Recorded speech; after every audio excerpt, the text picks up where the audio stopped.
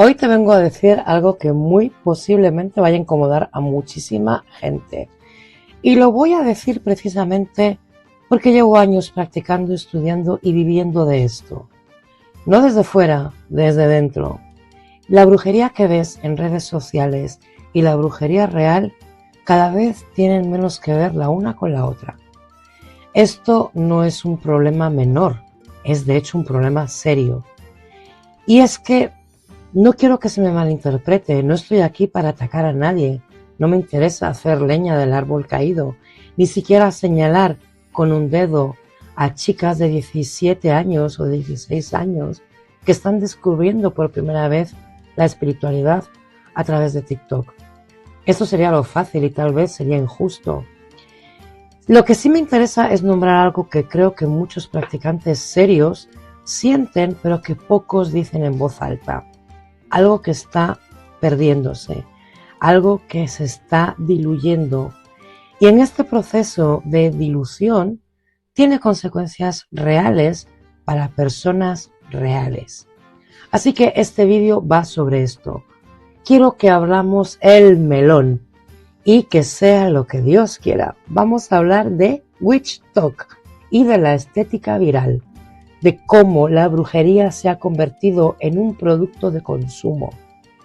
También de los peligros concretos, psicológicos, prácticos, espirituales y de cómo aprender magia exclusivamente a través de un algoritmo. Así que si en algún momento de este vídeo te sientes aludido, quizás vale la pena quedarse hasta el final. No para que te dé vergüenza, sino para que tengas un punto de referencia real. Así que ya sabes, ponte cómodo, agarra tu café, agua, té o lo que te apetezca y agárrate a la silla, que hoy vienen curvas. Empezamos.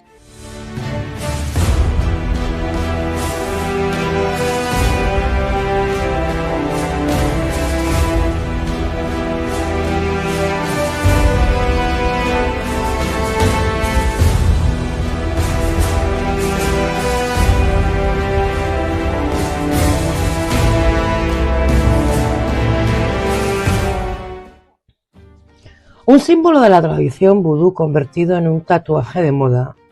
Rituales de limpieza de culturas indígenas latinoamericanas representados como aesthetic self-care.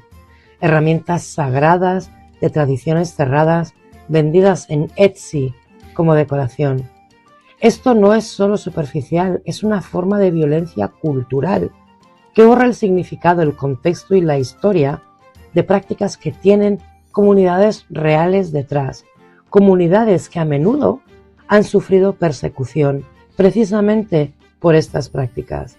Y el algoritmo lo amplifica porque queda bien en pantalla. Hablamos de Witch Talk. Si no sabes lo que es, te lo explico en una frase.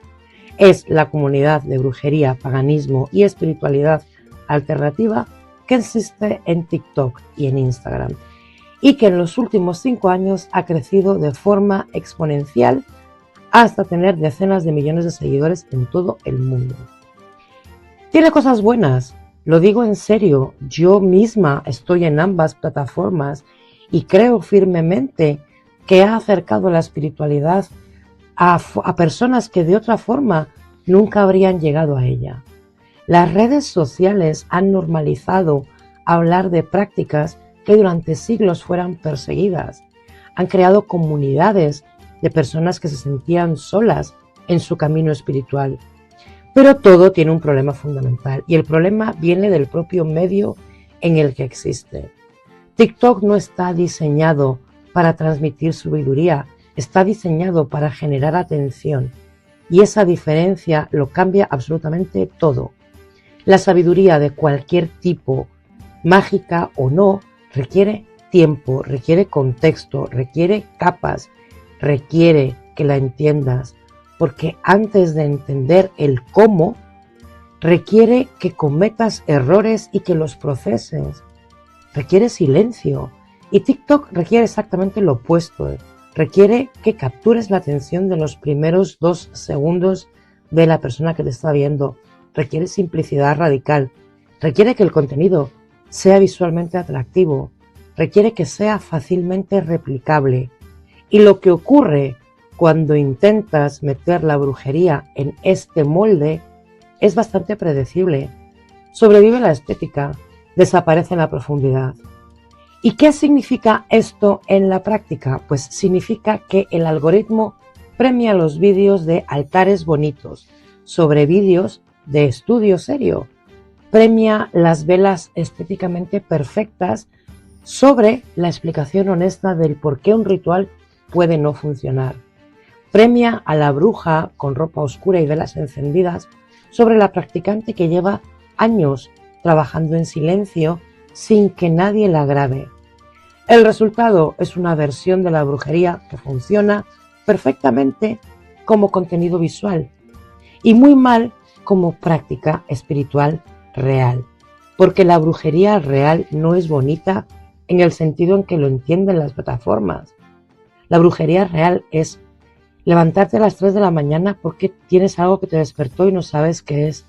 Es llevar un diario mágico durante meses sin ver resultados visibles. Es estudiar tradiciones que no encajan con tu estética personal, pero que tienen algo que enseñarte. Es trabajar con partes de ti mismo que no quieres mirar. Pero resulta que nada de esto genera likes. Hay otro fenómeno dentro de Witch Talk que me parece especialmente problemático, y es la apropiación estética sin un contexto. Y hablo de la tendencia a tomar elementos visuales de tradiciones específicas, como por ejemplo el vudú, la santería, tradiciones indígenas o brujería africana, desconectarlos completamente de su contexto cultural y espiritual y usarlos como decoración estética en un altar porque quedan bien dentro del encuadre del vídeo. Cuando yo empecé a practicar no había redes sociales tal y como las conocemos hoy. No había redes sociales. Yo aprendí de libros, de personas mayores que sabían más que yo, de errores que yo misma cometía, con años de práctica silenciosa, que nadie me grabó en ese proceso. Este proceso además fue un proceso lento, a veces frustrante, fue profundamente solitario en muchos momentos y tremendamente difícil, pero también fue transformador, de una forma que no creo que sea posible que tú llegues a ese punto si te saltas la parte más difícil.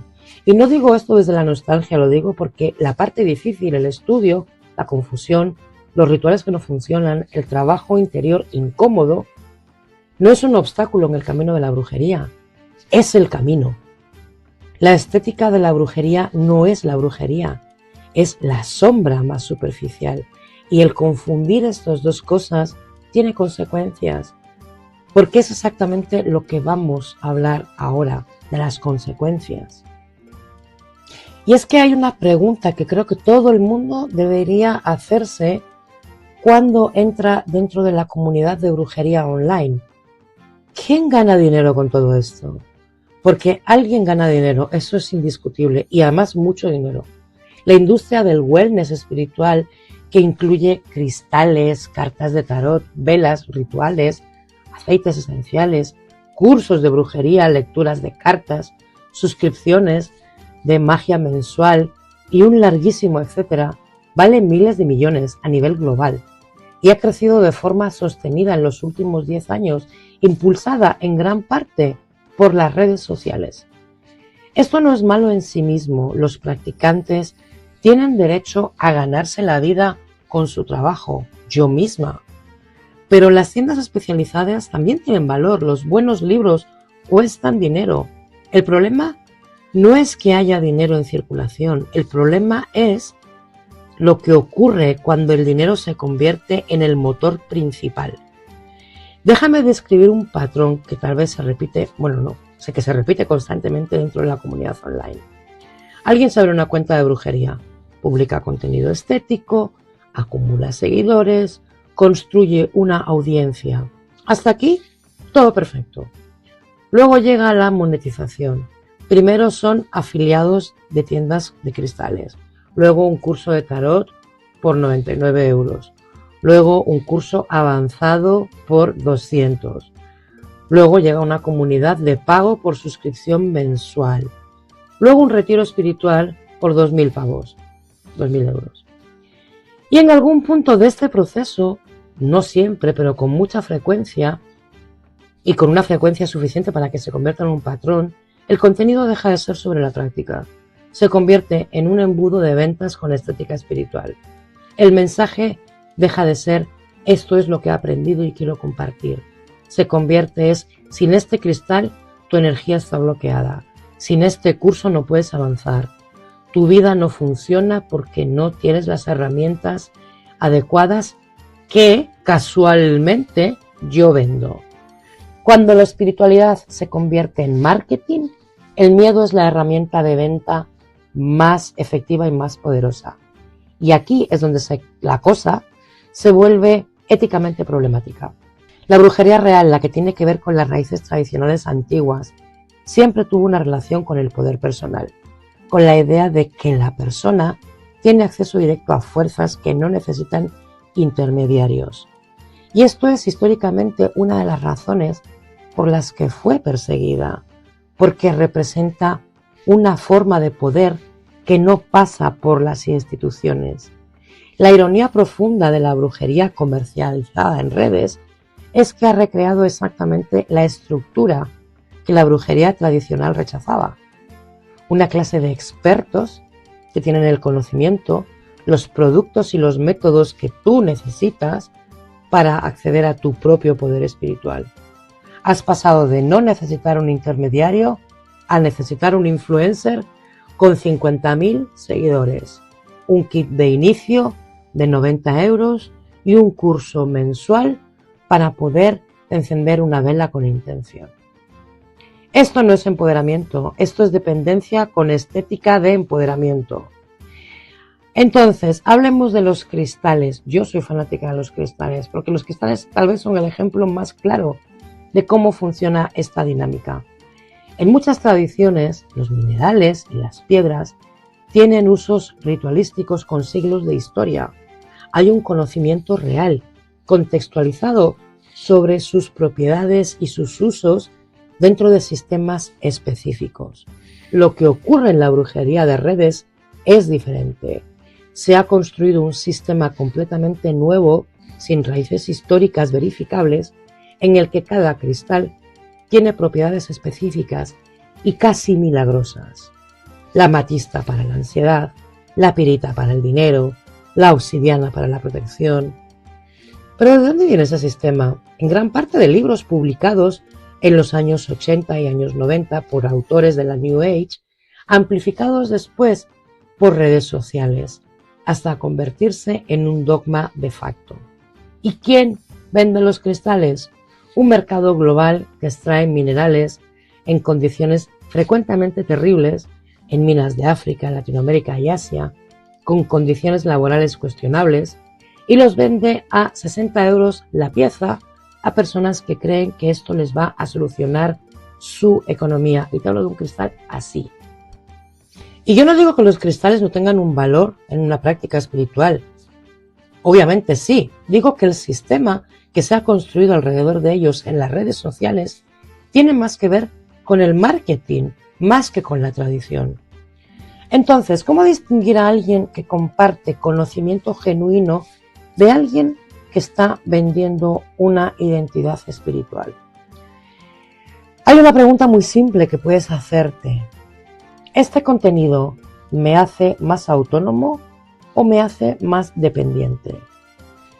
Si después de ver a alguien que sientes que necesitas más productos que te vende esa persona, más cursos que da esa persona, más validación externa para practicar, aquí hay algo que no está bien. La brujería real te da herramientas que luego usas tú, en silencio, sin que nadie te grabe. La práctica espiritual no necesita audiencia para ser válida. Y ojo, yo doy cursos, yo doy clases, yo vivo de esto, pero hay una grandísima diferencia. Yo no comercializo mi práctica mágica y mucho menos utilizo unos precios abusivos. Y ahora te quiero hablar de algo que tal vez no tengo muy claro si lo debo incluir en este vídeo, ¿no? Bueno, lo veremos en edición. Porque sé que lo que voy a decir va a sonar un poco alarmista para algunos. Y es que sé que en ciertos círculos online hablar de peligros dentro de la brujería se percibe como control, como paternalismo, como intentar asustar a la gente. Y no es eso. Es que yo llevo suficiente tiempo en esto como para haber visto las consecuencias. Y creo que el silencio sobre estas consecuencias no protege a nadie, al contrario. Hay peligros reales en aprender brujería exclusivamente a través de redes sociales. Y voy a decirte los más importantes según mi punto de vista. Primero, la falta de fundamento. Este tal vez es el más obvio, pero quizás el que está más subestimado. La práctica sin un fundamento es inestable. La brujería en sus formas tradicionales siempre estuvo acompañada de un proceso de aprendizaje estructurado, no necesariamente formal, pero sí progresivo. Primero entiendes el marco, luego aprendes las herramientas básicas y luego avanzas hacia el trabajo más complejo. Lo que ocurre cuando aprendes a través de clips de 30 segundos es que ese proceso se invierte. Empiezas haciendo rituales complejos antes de entender los fundamentos. Trabajas con energías que no sabes gestionar. Abres puertas sin saber cómo cerrarlas. Y no estoy hablando de demonios ni de películas de terror. Estoy hablando de algo mucho más prosaico y más real. De personas que practican trabajos con sombra sin tener ninguna herramienta psicológica para procesar lo que surge. Hablo de personas que hacen rituales de amor obsesivo porque vieron un tutorial en TikTok y no entienden por qué su situación emocional empeoró. De personas que abren procesos de transformación profunda sin ningún tipo de acompañamiento o de estructura para poder sostenerlos. Porque la brujería, que no se nos olvide, la brujería mueve cosas y si no sabes lo que estás moviendo, no controlas tampoco hacia dónde va. El segundo peligro para mí es la identidad como sustituto de la práctica. Este tal vez es el peligro más sutil y en mi opinión es el más extendido. En Witch Talk existe una tendencia muy fuerte a construir una identidad de bruja. Antes y a veces en lugar de desarrollar una práctica real. La identidad tiene que ver con la estética, con la ropa, con los accesorios, con el altar para las fotos, con el vocabulario específico, referencias culturales correctas. Es una tribu con unos códigos y pertenecer a esa tribu te da algo que muchas personas necesitan y es comunidad, identidad, sentido de pertenencia. Esto en sí no es malo. El problema es cuando la identidad se convierte en el fin y la práctica en el medio para sostener esa identidad. Cuando el altar existe solamente para la foto y no para el ritual. Cuando los cristales se compran para la estética y no para el trabajo. Cuando te llamas bruja porque eres parte de cómo te presentas al mundo, no porque tengas una práctica real sostenida. No tengo ningún interés además en decirle a nadie cómo debe llamarse, pero sí creo que hay una diferencia importante entre soy bruja como una declaración de identidad y soy bruja como una descripción de algo que haces, que estudias, que practicas en privado, con o sin audiencia. Y cuando esa diferencia se borra completamente, algo se pierde. El tercer peligro es la desinformación activa. Es el más concreto y el que más consecuencias directas puede tener. La desinformación en Witch Talk circula mucha información incorrecta, completa o directamente inventada, a una velocidad y con una confianza que resulta además perturbadora para cualquiera que haya estudiado un poco sobre alguna tradición en profundidad. Hechizos atribuidos a tradiciones que no los reconocerían ni los propios de la tradición, propiedades de plantas que entran en contradicción directa con lo que dicen las fuentes históricas y con la etnobotánica, rituales presentados como ancestrales que fueron inventados hace 5 años por un usuario con 100.000 seguidores. Advertencias sobre prácticas que son completamente normales en sus contextos originales, que se presentan como peligrosas porque el creador de contenido no hizo los deberes. Y lo más preocupante, esta información se presenta con la misma confianza y con el mismo formato visual que la información correcta. El algoritmo no lo distingue, no distingue entre ninguna de las dos. El espectador sin información tampoco. El resultado es una generación de practicantes construidos sobre una base de referencias cruzadas incorrectas, tradiciones mezcladas sin contexto y autoridades que autoproclaman cuya única credencial es el número de seguidores. El cuarto peligro es el aislamiento de la comunidad y es el del que pocas personas nombran, el aislamiento de las comunidades reales. En la brujería, en sus formas más tradicionales, era fundamental una práctica comunitaria transmitida en relaciones directas entre personas. El conocimiento pasaba de una generación a otra, de un practicante a un estudiante, en contextos de confianza y de responsabilidad mutua. Las redes sociales han creado la ilusión de comunidad. Millones de personas usando el mismo hashtag, mientras hacen más difícil el acceso a las comunidades reales. Y a las comunidades reales más pequeñas, más exigentes y menos estéticas.